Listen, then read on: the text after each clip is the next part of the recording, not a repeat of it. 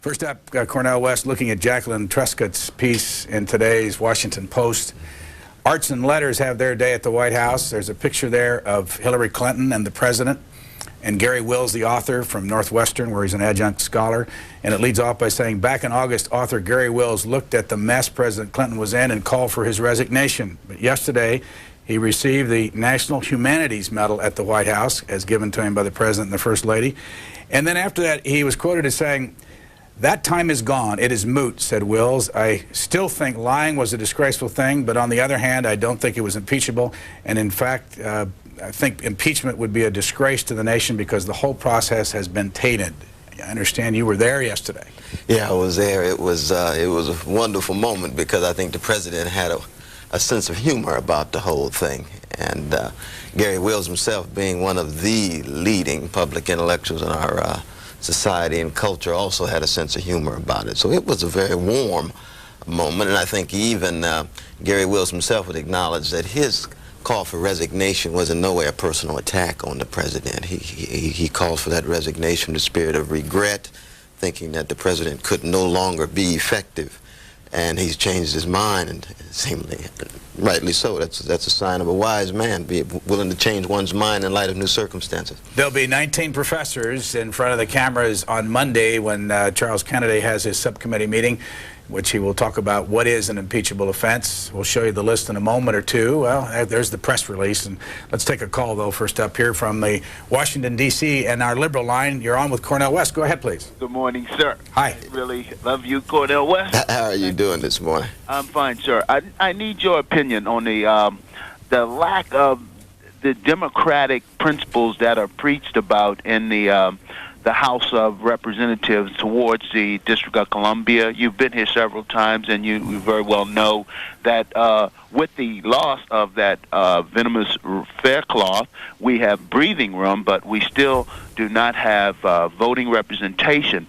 As the basis of your book, I'd like for you to compare this venomous conservative movement, which is both Democratic and Republican, against the rights of minorities and poor people in general, because poor whites suffer under this guise of racism as much as poor people of color. Thanks, caller. No, appreciate the call. I think you're right on the mark. On the one hand, Washington, D.C. has always struck me as having a colony-like status, taxation without representation. I think it's a disgrace to the nation that we could have fellow citizens who live in Washington, D.C. and don't have the kind of representation at the highest levels of our society in Congress and so forth. But as you point out, I mean, democracy is about self-determination, and it affects all of us across race and region and religion and gender and sexual orientation. And we have to keep in mind that broader democratic vision as we struggle for self-determination in Washington, D.C., the kind of home rule that is substantive and serious. Let's look at that list of who will testify on Monday. They're not all professors. Most are. William Van Alstyne, professor of law, Duke University School of Law. Charles Cooper, Esquire, Cooper, Garvin, and Rosenthal, Washington, D.C. Stephen Presser, professor of law, Northwestern University School of Law. Gary McDonald, director of the Institute of U.S. Studies, University of London. Jonathan Turley, professor of law, George Washington University Law School. Griffin Bell, Esquire, King and Spalding, Atlanta, Georgia. John O. McGinnis, my apologies, professor of law, Yeshiva University, Cardozo Law School of Law up in New York. Forrest McDonald, historian and professor of history, University of Alabama. Richard Parker, professor of law, Harvard University School of Law. John Harrison, professor of law, University of Virginia. Michael Gerhardt, professor of law, College of William and Mary. Cass Sunstein, professor of law, University of Chicago Law School. Lawrence Tribe, professor of law, Harvard University Law School. Dan Pullett, professor of law, University of North Carolina Law School. Matthew Holden, professor of government and politics, University of Virginia. Susan Lowe Block, professor of law, Georgetown University Law Center. Father Robert Drinan, professor of law, Georgetown University Law Center. Jack Raycove, professor of history, Stanford University. And Arthur M. Schlesinger, professor of history, City University of New York. North Miami Beach, Florida. You're on with Cornel West. Go ahead, please. You're on the air, please, and turn down your television set so we don't get the feedback. All right. Good morning, Mr. Lamb. Good morning. Caller. Welcome. I tell you what, I have to echo the same sentiments as Bob Johnson when he called you. the best host on television, and I totally agree with that. And you're absolutely right about that, though, brother. What do you want to talk to the professor about? Go ahead. You're the man, Mr. Cornel. Remember you from last year? Oh, yes. I spoke at one of the colleges. I had a wonderful time. Greatest too, also.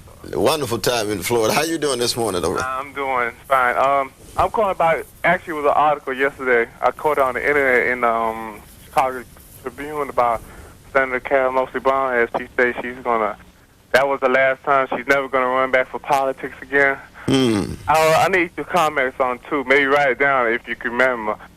First, how can we elect more African Americans to the gubernatorial seats and Senate seats in the United States Senate?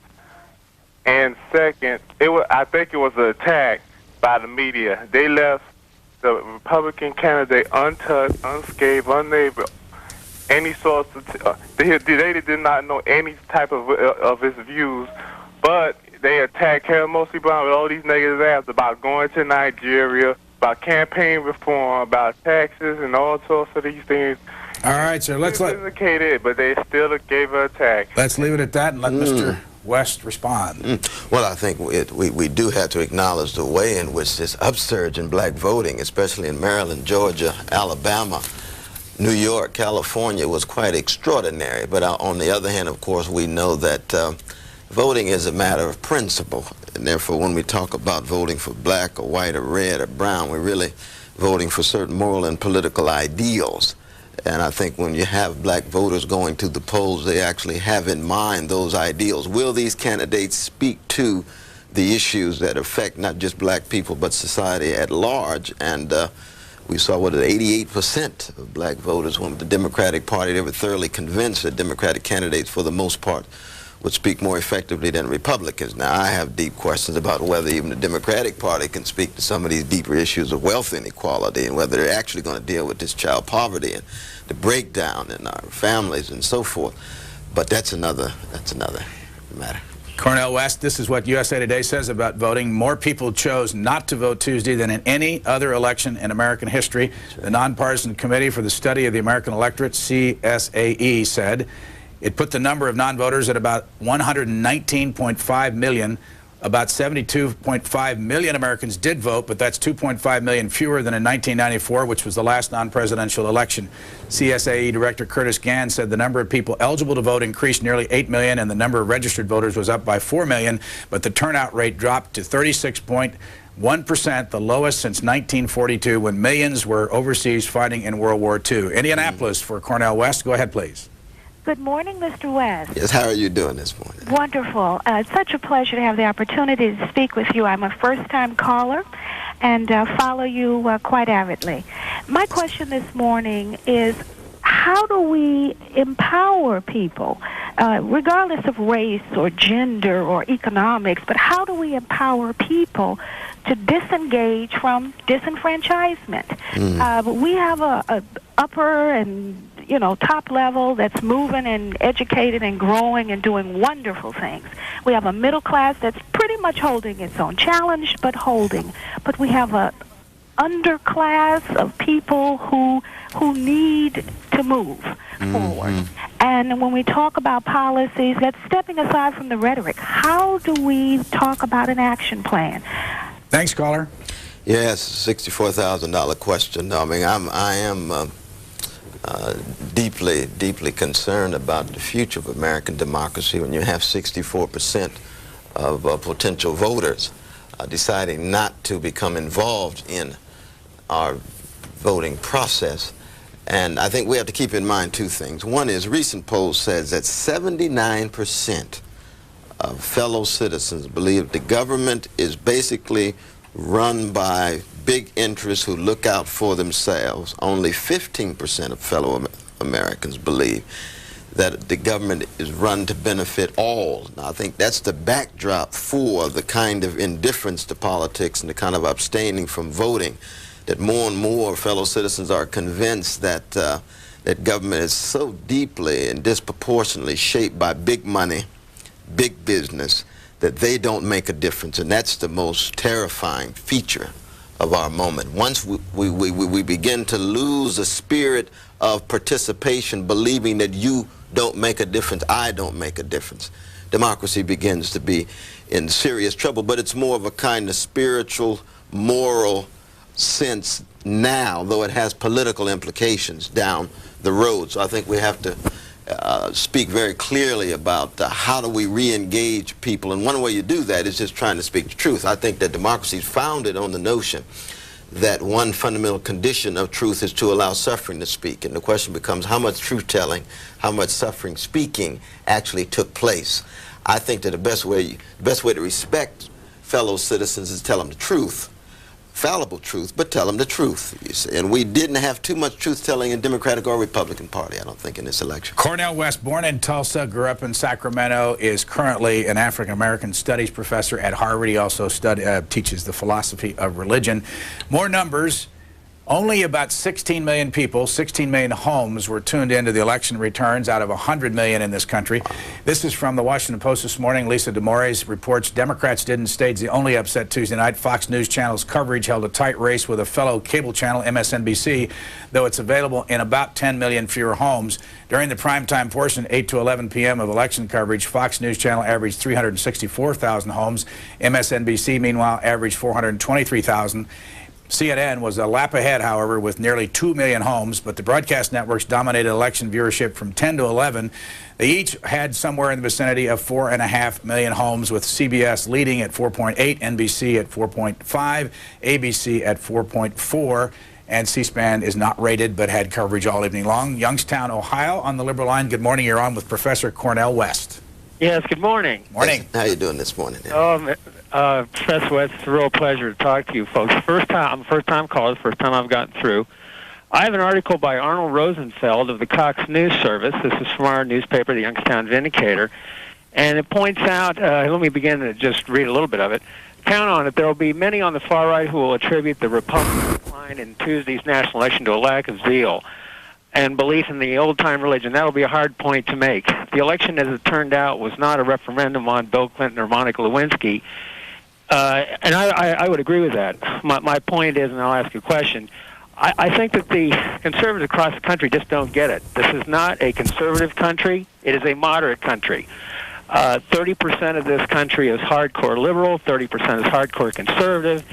I'm liberal on some social issues and moderate somewhat on my political views, but I think that the conservatives just don't get it. I mean, thanks, caller. Let's let Mr. West respond. No, I think you got a point there. I think that it's hard to ideologically pigeonhole American people. We have so much diversity, so much multiplicity. But I think on another level, though, the American people also recognize that there are certain limits of the framework in which we talk about politics in this society. I mean, one of the sacred cows of American society is economic growth by means of corporate priority. And it's so very difficult to cast the kind of national limelight on the role of corporate power and corporate wealth. And I think more and more Americans want to be able to engage in some talk about this, but it's outside of the parameters of our discussion. And I think we need to move in that direction if we're going to seriously come to terms with some of our deeper social problems, like the wage stagnation vis-a-vis the exponential growth in corporate profits in this society. There's the big headline in today's Philadelphia Inquirer. Republicans pick Philadelphia as site of the year 2000 convention. And then if we go to the Los Angeles Times, they have the headline, L.A. called lock for Democrats' 2000 convention. Philadelphia, by the way, says it's worth $300 million to them, and it'll be on July 29th, the year 2000, just about an hour and 40-minute ride on the train from Washington. Lakeland, Florida, on the moderate line for Cornel West. Go ahead, please. I want to say I'm a Unitarian, and Unitarians admire Mr. West and love C-SPAN. Thank you, sir. Indeed. How are you doing this morning? Good. You as a religion professor, is it not appropriate? Jesus asked people that are going to condemn in sex cases that they declare they got a pure past. In a public letter to the editor, I asked Mr. Kennedy, who's going to run the subcommittee meetings Monday, to please declare that he's got a clean sexual past. You know, there's rumors, but I just like, does Jesus still apply here today? And the other question is the question not about degrees of perjury? This has been avoided. You know, Gingrich Republicans believe in degrees of lying. Not some lies are not as bad as others, because Mr. Gingrich got pardoned for his lying, and Weinberger got pardoned for his lying in a case perjury where in Iran-Contra. So Republicans have proved they believe some lies are not as bad as others. This is not the issue to be considered Monday, that there are degrees of perjury, degrees of severity, and maybe lying about a personal indiscretion is not worth getting kicked out or overthrown. Thanks, caller. No, I appreciate it, though. It's always good to hear from my Unitarian brothers and sisters across race and region. But one, I think if we're going to talk about Jesus of Nazareth, we have to begin with compassion, with love, with a sense of humility, a sense of self-criticism, a sense of fallibility. And therefore, no one of us can ever view ourselves as pure or pristine.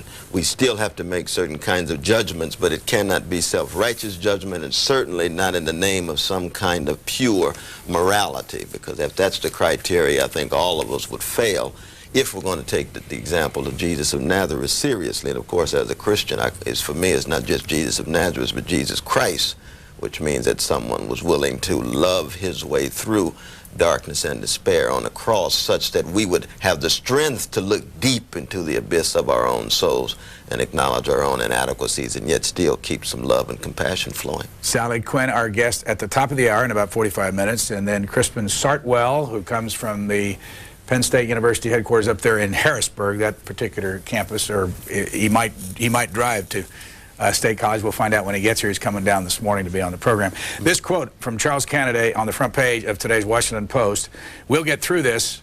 We'll make a varsity effort to get through this quickly and respond in a timely way." And I think that's independent counsel has developed a body of evidence that is available to us and available to the public, says Representative Charles Kennedy. I believe the committee is in a good position to move forward on the basis of evidence before us. Unless the president comes forward with something that rebuts the evidence in the record right now, I would support articles of impeachment. He'll be the chairman of that subcommittee that has the hearing on Monday. Las Vegas, Nevada, you're next. Las Vegas, you're on the air. Please speak up. Yes, hi. Hi. I'm a Delaware Indian, and I rather resent, I've tried to get in, by the way, for 11 years into C-SPAN. I rather resent black people thinking that they're the only minority around. And I get the feeling that this gentleman is throwing things in my face, and I don't like that at all. Second, I teach, and I have had many, many true African students who tell me that they resent having Americans call themselves African Americans, because the Africans apparently have some problem with that. And third, I wish people of different skin color than I would stop complaining about big business and wealthy people. They are the people who hire me. Thanks. Mr. West. Well, I mean, one, I don't want to throw anything in anybody's face in an offensive way. And two, I think we have to recognize, I was born in Oklahoma, which is a state where black people and indigenous people, red people, American Indians came together. I think when we look at the history, you'll see large numbers of black persons, including myself, always accenting the genocidal attacks on indigenous peoples in this nation, in the forming of this nation and the founding of this nation. I think that you look at black leaders from Martin King to Marcus Garvey to Fannie Lou Hamer, they were the first to acknowledge that black people were not the only minorities. You've got brown brothers and sisters, you've got yellow brothers and sisters, and you've got indigenous peoples of red brothers and sisters. So I think black spokespersons should never view themselves as somehow the sole minorities. We know that America has a vicious legacy of white supremacy. It began with the encounter with indigenous peoples and then spread on to black people and others. But in terms of the wealthy, I think that we have to recognize that there would be no wealthy people if working people didn't produce the wealth. And so it's not as if wealthy people are doing working people are engaged in a compliment or somehow giving them some privilege to work. We're in this together, and we want fairness between management and labor. This is the book. It's called The Future of American Progressivism, an Initiative for Political and Economic Reform. You can find this in your bookstores, published by Beacon. It's 93 pages long, and this is book number what for you, sir? I think 14 or so. But to Roberto Unger, he's got some powerful things to say. We interweave our language together in a challenging way, but we had a lot of fun on this text. This statistic talking about wealth, and there's a full page of numbers in today's Christian Science Monitor about the world, a look at the world of numbers. One man's wallet, another man's GNP. The world's 225 richest people, including 60 from the United States, have a combined wealth of $1 trillion, equal to the income of the poorest 2.5 billion of the world's poor. The 15 richest people have assets that exceed the total gross domestic product of sub-Saharan Africa. San Francisco for Cornel West. Go ahead, please. Yes, you mentioned something about the voice of suffering being heard, and I think really what we've seen is a strangling of that voice. In the newspapers and in the mainstream media, they will mention statistics, but you don't see the faces and you don't see the circumstances. No one is really addressing this problem that grows and grows and grows. And I think that the widespread poverty that we are seeing in this country is a direct result of tax breaks that, one, eliminated the deduction for poverty, and two, the gasoline and sales taxes, which caused an explosion in local taxes, which were no longer deductible from the government. These are policy failures. This is what took us from a 35% tax payment to a 50% tax payment. And one of the other things that you have seen, I live in California, and in California, for many, many years with, Republican governors, what we saw was an explosion of all minorities in state governments and in the major corporation offices. And I believe it was part of the main plan to weaken the claim of labor to a living wage. It's like you see the tax breaks in this country that sends manufacturing chasing to third world countries and setting up there, and at the same time an explosion of immigration coming in here that's supported with Social Security monies, which weakens Social Security. This began with Nixon. All right, caller, thanks. Mr. West? Well, I think she's right on the mark. I think I recall the lead story of Time magazine this week. I was so very glad to see Steele and Bartlett talking about corporate welfare, $125 billion. And we said, well, will we have the kind of close analysis of corporate welfare that we saw with welfare for the poor? Same is true in terms of our distribution of wealth. We got 1% of the population now in America own 46% of the financial assets, and the next 9% own 36%. So we've got 90% of the population fighting for 18% of the assets. I think 150 years from now, people will look back on us and see statistics like 225 individuals having more money than billions of people and say, my God, this is what we understand slavery to be in the 19th and 18th century. How could they live with this level of inequality if they had any compassion for the most vulnerable? More statistics from Min T. Vo is the author of this article in the Christian Science Monitor. America leads the way in playing host to foreign students with 453,787, according to UNESCO. Asia represents the lion's share. The most come from China, 72,315, with another 12,000 plus from Hong Kong using pre-unification figures, and Japan sends 45,531. France ranks second as a host country, welcoming 170,574 to study. Most American students who study abroad, more than 6,000, do so, in no surprise, Britain, according to this author. Torrington, Connecticut on the moderate line. Good morning. Good morning, Brian. I'm a first-time caller. Welcome. And good morning, Mr. West. How are you doing this morning? Okay. I wanted to make a couple comments about the Jesus quotation that was mentioned before.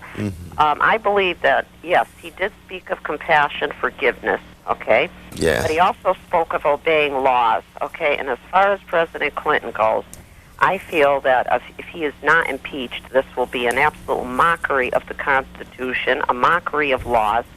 This man has got to be an example so that other people will learn that certain things that we do, okay, whether they are lies or suborning perjury and putting aside the moral issues, which I feel are very important as well, that people are going to make a big hypocritical way of dealing with things on the stand, whether it be in a courtroom or anywhere else. It's not fair, okay, that he should get away with this. And even though he was a good president as far as his programs go to help the poor, I admire him in those areas. I feel that he should be impeached for the Constitution's sake. All right, thanks. And by the way, most newspapers have an editorial on this morning. Washington Post is titled "No Circus, No Empty Tent." They say this little two-step forces the question of whether the Republicans were ever sincere in their professed consternation about Monica Lewinsky matter. We believe they were correct in stressing the importance of the inquiry, and it should therefore take more than a setback in Tuesday's election to curtail it. Yeah, well, I mean, it's difficult to try to jump from Jesus to impeachment, though, because, I mean, Jesus says, love ye one another and love thy God with all thy heart, mind, and soul. He was quite suspicious of laws per se. He actually engaged in a transformation of law into gospel, but it's a tough call because no doubt there's some practical considerations regarding whether President Clinton could be effective and so on. My own personal view is I think impeachment would be a disgrace to the nation because I don't believe that the nation could actually withstand the process without tearing itself to pieces. And yet, on the other hand, Clinton, of course, needs not only the criticism but some kind of censure. So it's very difficult to extrapolate from the life and death and resurrection of Jesus Christ to the claims about impeachment these days. Washington Post concludes its editorial this morning by saying, before this process ends, the House must produce a factual record, a characterization of the president's conduct, and a vote on that characterization. This was the members' duty before the election, and it remains so. Anything less will be an abdication and a sham. Boston, Massachusetts, on the conservative line for Cornel West, who teaches in your community. Go ahead, please. Yes. Just wanted to comment. He just said that impeachment would tear apart the country. Well, I think it's just the opposite.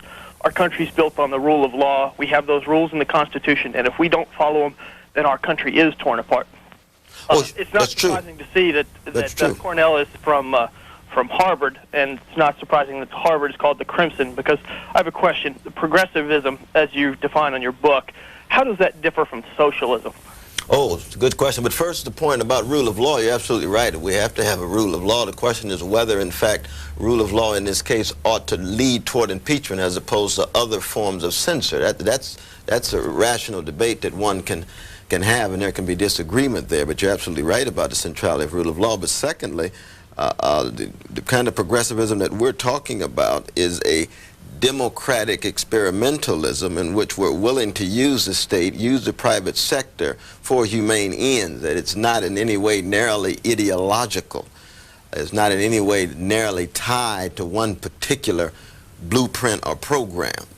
It's a radical democratic project because very much like the history of socialism, it's one in which it talks about working people and poor people, but there's a strong libertarian impulse. We're very much concerned with precious rights and liberties that flies in the face of the history of communism in the 20th century. Look up on your monitor and see this photograph. It comes from a photographic agency called SABA, S-A-B-A, but it's on the cover of the new National Review, they're calling it. Now what? The Republican identity crisis. We'll ask you about this man in a moment. It's Newt Gingrich, Spring Lake, North Carolina, on the Liberal line. Go ahead, please. Yes, sir. I have an article here that ran on Election Day in the Fayetteville Observer-Times, and it was in the B section on the first page. It's written by a staff writer, Mark Barnes, and it's titled, Videotape Plan is Shuttered. The Cumberland County Republican Party has backed off plans to use video cameras during today's election after the U.S. Justice Department warned that videotaping voters at or near polling places violates the Voting Rights Act. Bob Campbell, the county elections director, was more blunt. If they do it, I'll put them in jail. Campbell said that use of video cameras within 50 feet of a polling place won't be tolerated, and precinct judges will be well aware of their responsibility. And then down farther, the Cumberland County Republican Party chairman, Jeff Long, said that the idea was floated about a week and a half ago, and although he believes it is within his party's First Amendment rights, it has been shelved. Now, I thought it was important. I keep hearing people say that there's no evidence. Well, there's the evidence. I'm an average white guy, originally from Peoria, Illinois, an average city. My wife serves in the military here. I know average white guys in Peoria, Illinois, probably don't believe that this kind of stuff really does happen, but it really does. Thanks. Mr. West. Well, I'm glad that citizens like you to keep track of it. we've got to push back Orwellian Big Brother looking over our backs everywhere we go, especially in the voting booth. So I congratulate you on your vigilance and hope that we can continue to cast a limelight on these kinds of strategies and tactics. San Francisco for Cornel West on the moderate line. Good morning. Good morning. Professor, my question to you is that, as you noted earlier on, the question of democracy itself should be probably posed over here, that with the history of white male European domination in this country and the economical factor that you just mentioned, 1% owning 46% of the assets in this country, do you believe that there should be some sort of referendum or perhaps a fundamental change in the Constitution? Well, it would depend on the results of the public conversation that we need to have. The problem is right now, most of our fellow citizens really either don't know or don't get a chance to reflect on what the consequences and effects of our maldistribution of wealth actually is. And so whether it resulted, what particular kinds of reforms is an open-ended question. The question is trying to broaden the discussion on the one hand and then allowing different perspectives to be brought to bear. We could begin, for example, as why it is the richest nation in the history of the world has 21% of its children living in poverty. I mean, if Sweden has 2%, Belgium has 3%, France has 6%, we have 21%, 42% Spanish-speaking children and over 48% of black children. We say, well, wait a minute. This is our future. Children are 100% of our future. Let's focus on these realities, and we've yet to really hit that head on. So I think we're in a very embryonic stage in terms of coming to terms with democracy in a substantive sense as it relates to the workplace, as it relates to some accountability of corporate power. Here's the cover of the National Review of Newt Gingrich. Here's the cover of The Economist, and it says, "Oh, lucky man," and it's the President of the United States. What do you make? It's not just luck, though. President Clinton is very skillful. What do you make of all these stories in the paper this morning, including the front page of the Washington Times, which says Republicans ponder ouster of Gingrich, and even threw in the name of J.C. Watts, Oklahoma Republican, and the party's only black in Congress, said he may challenge Representative Dick Armey? Is that right? Interesting. Republican Party is in very deep trouble. One of the reasons why they're in deep trouble is because the Democrats have stole their thunder.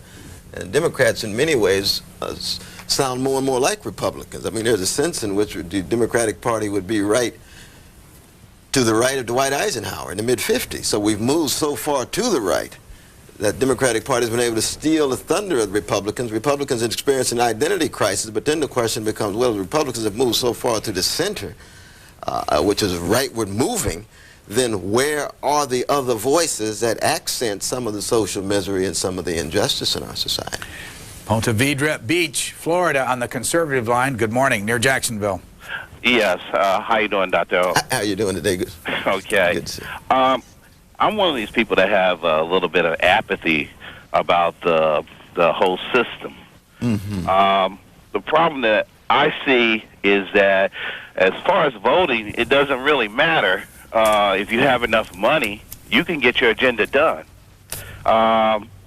If you look at the past, when it comes to especially blacks, when it comes to voting, I mean, we were Republican, and now we're Democrat. We don't look at the issues whatsoever, and we just vote, because say, hey, just vote Democrat. And I've got some severe problems with that. That's probably why you have such high numbers of people who didn't vote. Now, I'm one of those people who feel that way. So, did you vote, by the way? No, I didn't vote this election. I didn't feel it was worth it. How old are you? I'm 39. All right, Mr. West. Well, I mean, one, just listening to the brother, I think he, like vast majority of fellow citizens, certainly have the judgmental capacity to vote. I think most people do vote based on certain ideals and principles. I think black people shifted from Republican to Democratic Party in the 30s because, of course, Lincoln was associated with the Republican Party. Lincoln had actually done some things to benefit black people, and of course FDR was beginning to do some things. So there were some good reasons why black people shifted. I think the reason why black people vote Democratic Party now is that they believe the Democratic Party at least makes some gestures, symbolic and at times serious gestures, towards speaking to some of the issues that affect not just black people, but vulnerable people in our society. So I think we have to give fellow citizens credit But when we give them credit, we also have to raise the question why 66% do not vote, 64% do not vote. And they have reasons too. And so democracy is about making Pascalian wages on the mental and moral capacities of people to engage in self-government. And I do believe that the vast majority of Americans are actually quite not just decent, but rational beings, even given their faults and foibles, but they don't have enough information. The framework in which they choose is too narrow. If you have a choice between a conservative Republican Party that at times strikes you as too icy and indifferent toward the suffering of the poor in our society, and a Democratic Party that's more and more spineless, more and more milquetoast, and not willing to really speak boldly and honestly about some of the deeper problems facing us, then we find ourselves hemorrhaged, and that's what's frightening, the apathy, the empathy, the powerlessness that too many fellow citizens feel in this society. Sally Quinn at the top of the hour, and then Crispin Sartwell, who will be a new guest at our table this morning. He lives up in Harrisburg. Back to those numbers, if you've just joined us, that Curtis Gans is reporting, according to Paul Levitt in today's USA Today, that 72.5 million Americans voted. It's 2.5 million fewer than in 1994. It's the lowest turnout since 1942. And that 119.5 million people who could vote in this country did not vote on Election Day on Tuesday. Atlanta, Georgia, for our guest this morning. Go ahead, please. Good morning to the host, and good morning, Mr. West. How are you doing this morning? It's interesting, this recent election. I believe that the hand of God was certainly shown in this election. We saw Bill Clinton atone and repent right after the videotapes and the depositions were released, and he was publicly humiliated. He also publicly atoned for the sin. And we see, I believe we saw this week, God lifting this man back up because he repented. He laid down his enemies, defeated his enemies, particularly Alphonse D'Amato in New York. We're hearing about the Paula Jones campaign is in disarray. Newt Gingrich is probably out as speaker. I'd like to know, Mr. West, do you also see, or do you agree that the hand of God was certainly in this election, and possibly Bill Clinton has been redeemed?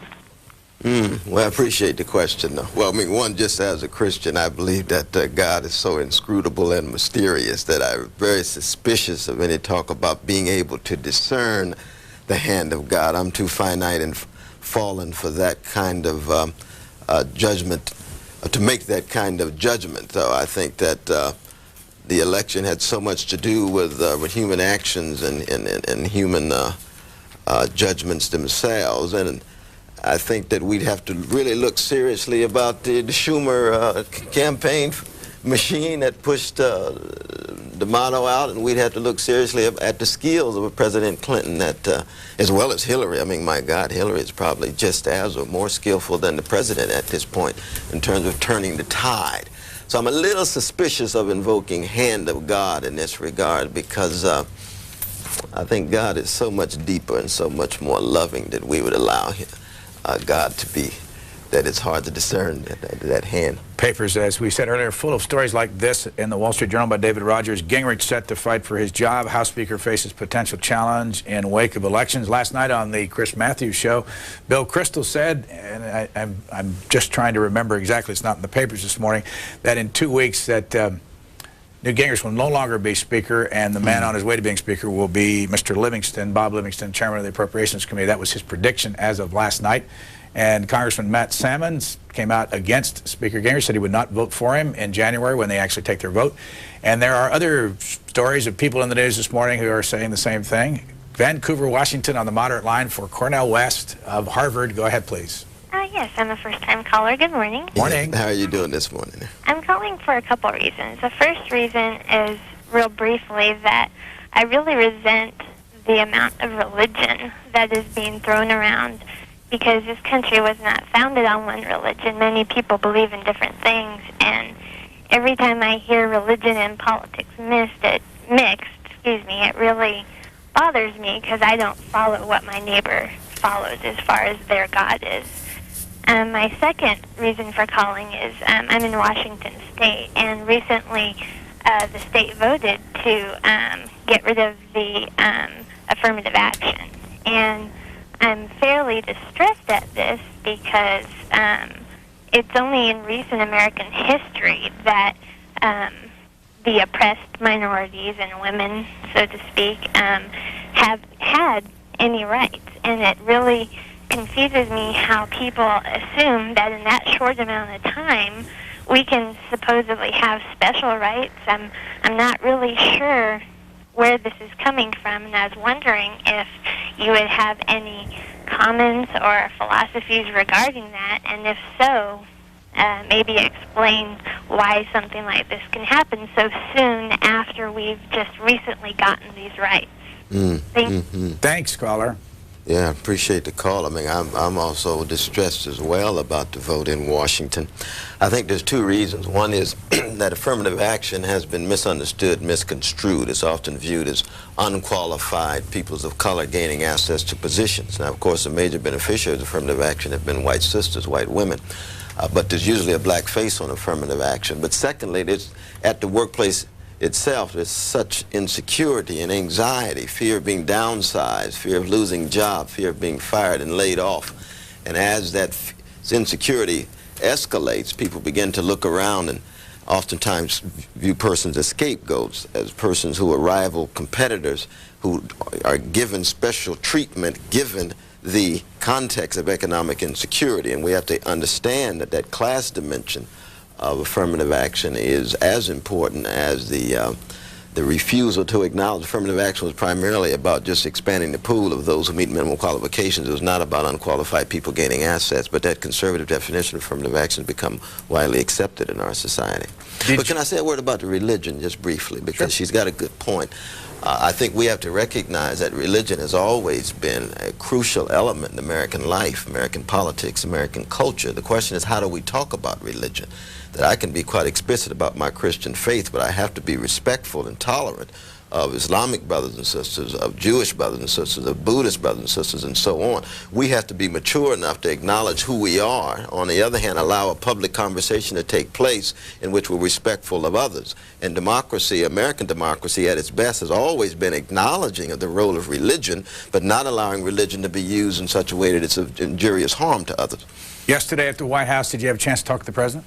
Just chatted very, very briefly, and just shook his hand and just, you know, said congratulations on the election and so on. But we always have the kind of both warm and critical response, because he knows that I've been very critical of him not speaking more boldly about the working poor and very poor, and at the same time, I'm always amazed at his skill. And also, you know, at the same time, just human soul to soul, you know, concerned about how he's feeling. Why were you there? I was there to support my good friend and brother Henry Louis Gates Jr., who received the National Humanities Medal.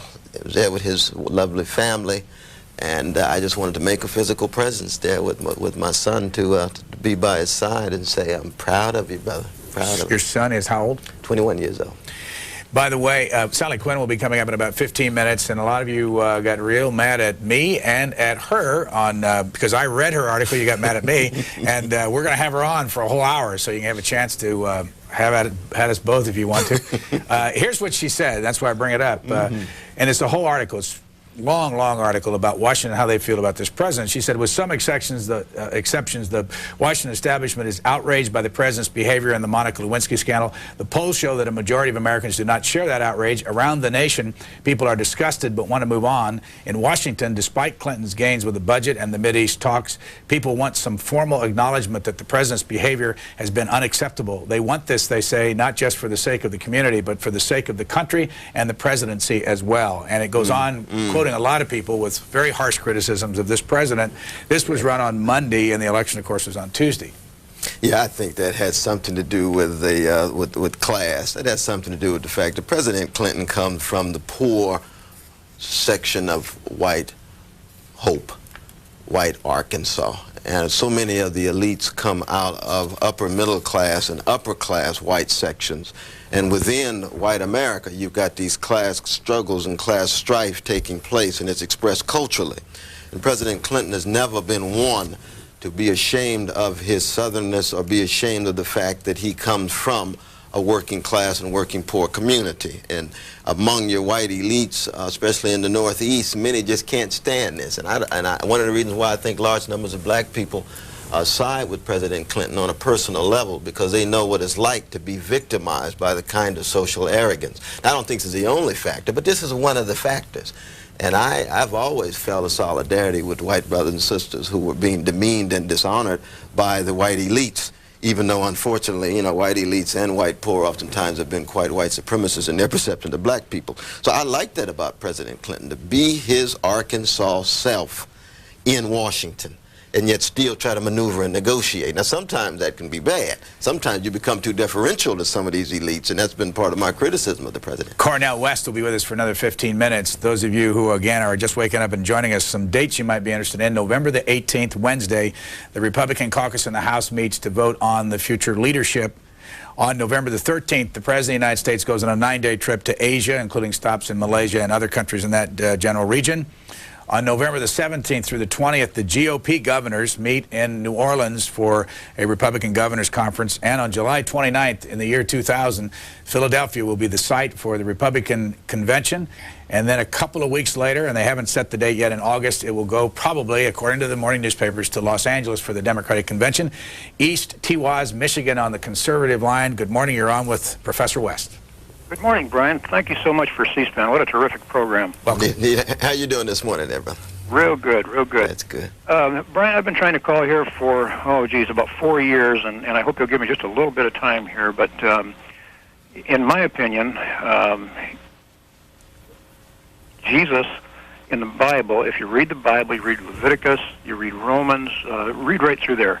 And the Bible says that homosexuality is wrong, infidelity is wrong, lying is wrong, cheating is wrong. I mean, right down the line.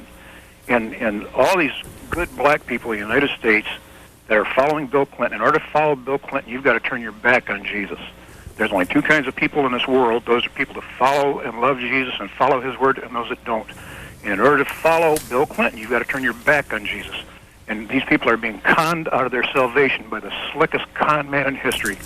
And there's no two-way about it. If you want to be in heaven, you just can't do these things. You can't give other people power to do these things.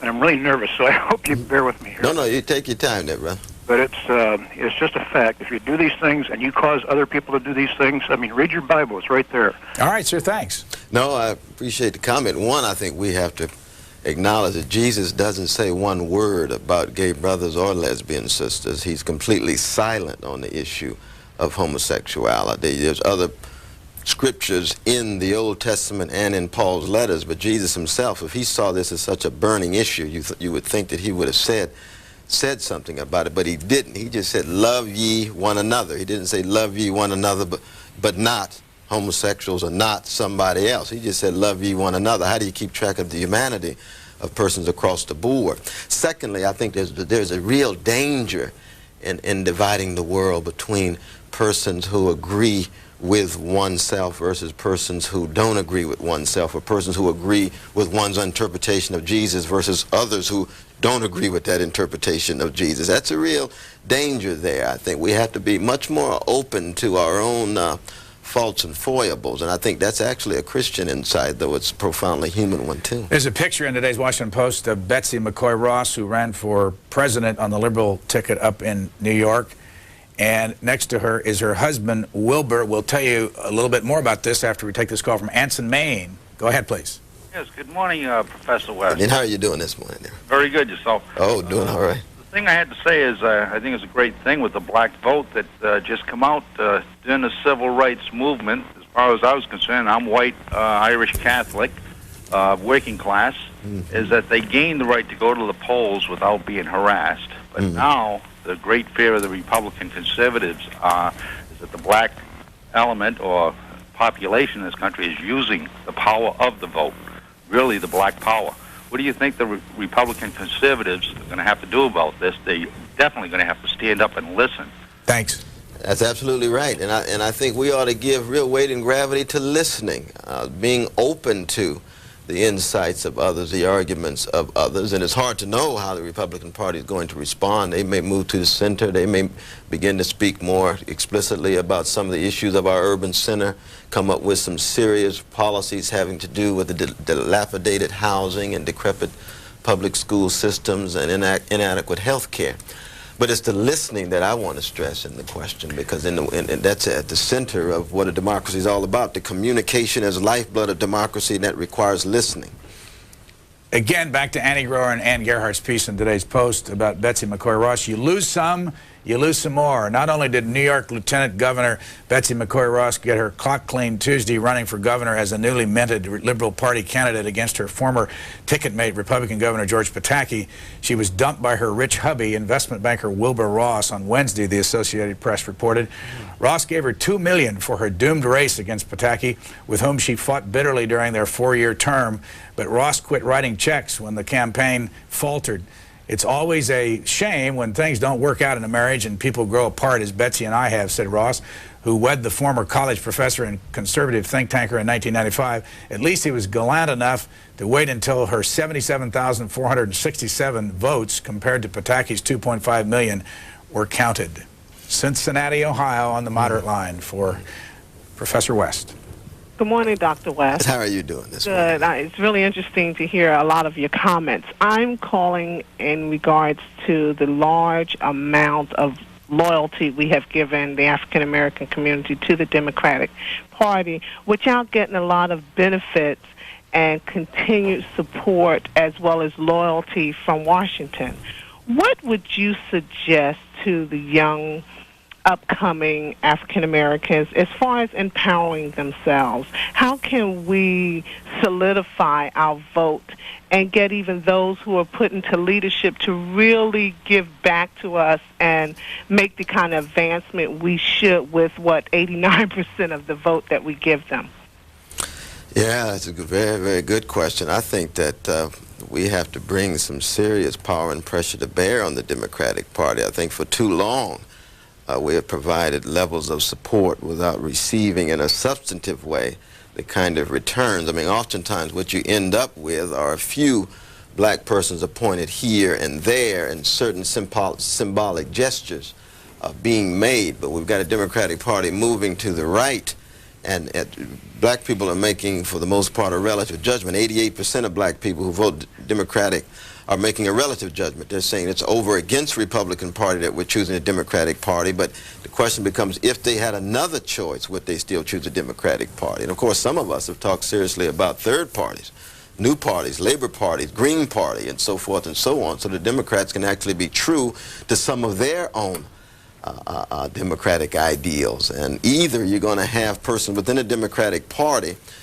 being critical of the party and trying to push it back to where it belongs, or you're going to have some breakaways. And I'm all for the kind of realignment that may be necessary if, in fact, it's appropriate.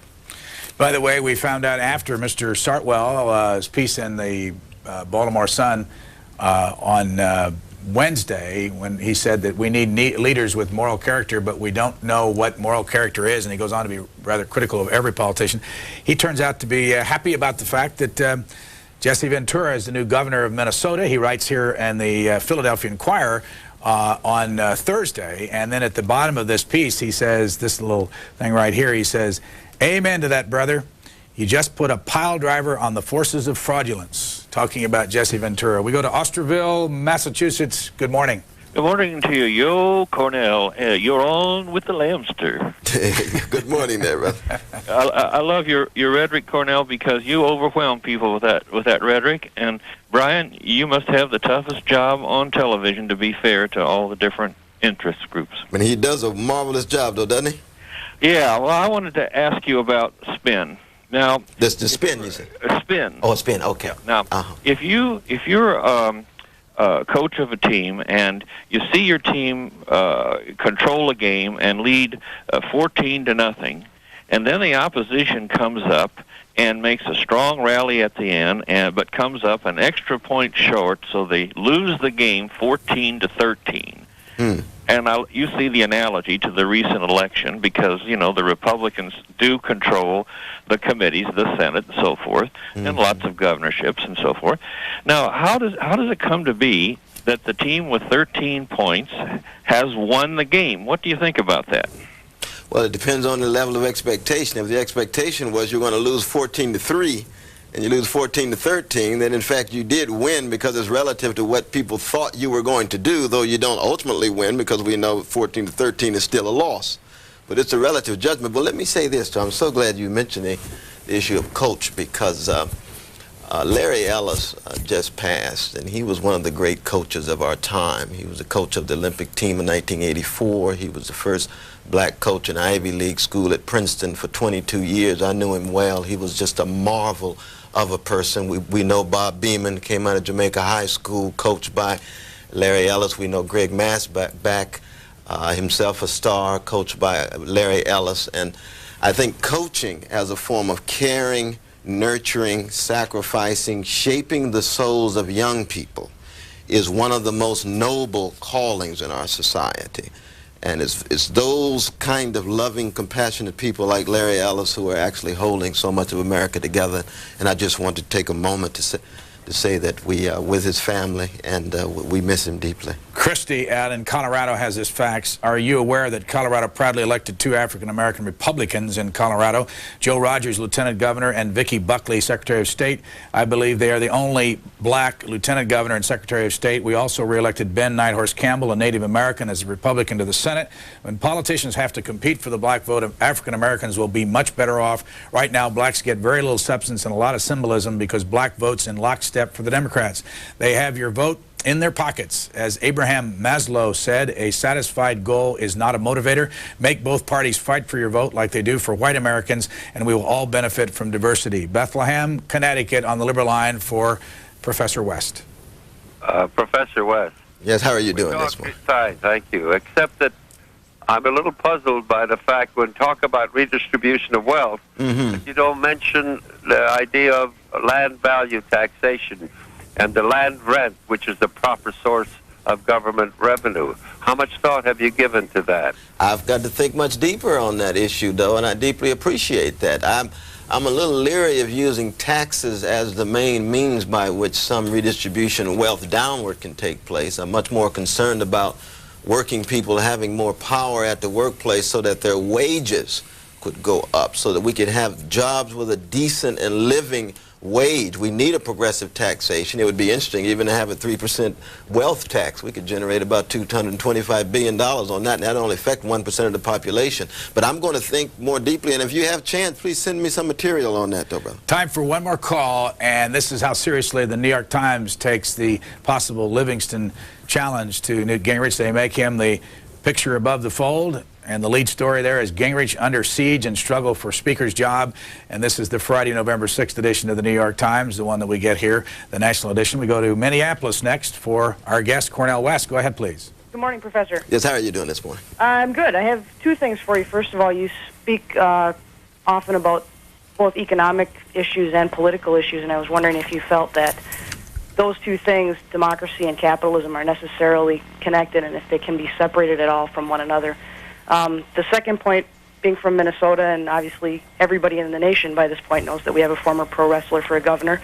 I was wondering, you talked about voter turnout and apathy, and in Minnesota we had a 61% voter turnout for this governor's election. Highest in the nation, I believe, wasn't it? I think so, and I think it's also the highest in Minnesota in a non-presidential election in quite some time. I was just wondering if you mentioned something about speaking boldly and about the apathy, and if perhaps the election of Jesse Ventura was maybe a result of that. Yes, interesting question. I don't know enough about Minnesota. I think that we ought not to be in any way prejudiced against Mr. Ventura simply because he's a wrestler. Wrestlers may bring some fascinating insights. They're fellow citizens like anybody else, but he has to be accountable like anybody else. We'll have to see what he does, how he works through, what his vision is, and what he actually stands for in action and practice and behavior, but he certainly ought to be given a chance. I think on the other hand, we have to acknowledge the way in which media has shaped our perceptions. Moving images and sound has shaped our perceptions, and the way in which certain kind of celebrity status can actually influence persons in good or bad ways. This is what the book looks like. It's in the bookstores. It's called The Future of American Progressivism, and our guest, Cornel West, is one of the of American Progressivism, and our guest Cornel West is one of the co-authors right there on the cover. By the way, last comment to you before we bring Sally Quinn to the table. Yes. This is a quote from David Broder, who people call the dean of political writers. Yeah, in the article about Bill Clinton, he says this came out on Monday. He came in here and he trashed the place, says Washington Post columnist David Broder, and it's not his place. Well, I don't know about trashing, and I don't know about his place. I have great respect for David Broder, but I don't think the Washington or the White House is anybody's place. The president comes in because he's elected. President makes mistakes. President makes breakthroughs. I think Clinton has actually made both mistakes and also done some decent and good things, but I wish he would focus much more on the working poor and very poor. Come back to our table, Cornel West. You are a native of Tulsa, Oklahoma, grew up in Sacramento, currently is an African-American studies professor at Harvard, also is a professor of the philosophy of religion. Thank you very much. Nice to have you with us. Always a blessing and We'll pleasure break. to be Sally here. Quinn will be here in a moment.